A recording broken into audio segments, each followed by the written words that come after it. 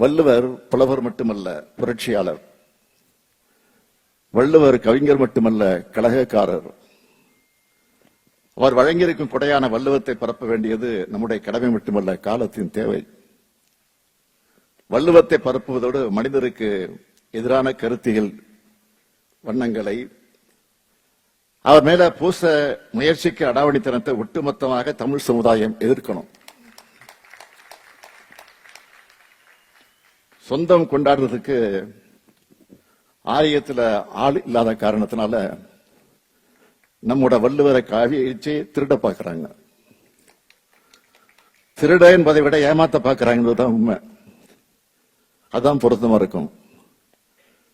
திருவள்ளுவர் என்பவர் உலகம் பழிப்பதை ஒழித்துவிட்டால் மழித்தலும் நீட்டலும் வேண்டாம் என்று சொன்ன பகுத்தறிவு கவி. தெய்வத்தால் முடியாததையும் முயற்சி செயல்படுத்தி காட்டக்கூடிய என்ற சுயமரியாதை கவியாக விளங்கினார். அனைவருக்கும் சமம் என்ற சமூக நீதி கவி.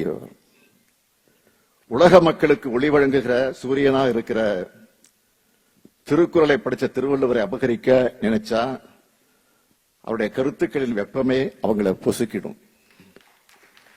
திருக்குறளை படித்தால் மட்டும் போதாது, பரப்பினால் மட்டும் போதாது,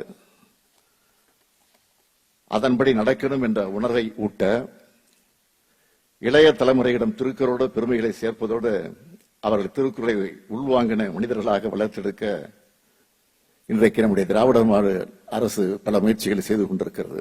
டயா பூஸ்டர் சுகருடைய ரிமோட் கண்ட்ரோல் இனி உங்க கையில. அனைத்து மருந்து கடைகளிலும் கிடைக்கும். செய்திகளை உடனுக்குடன் தெரிந்து கொள்ள கீழ்கண்ட கேபிள் மற்றும் டிடிஎச் நெட்வொர்க்குகளில் எம்நாடு செய்தி தொலைக்காட்சியை காணுங்கள். பாதகம் செய்பவரை கண்டால் நாம் பயம் கொள்ளலாகாது பாப்பா.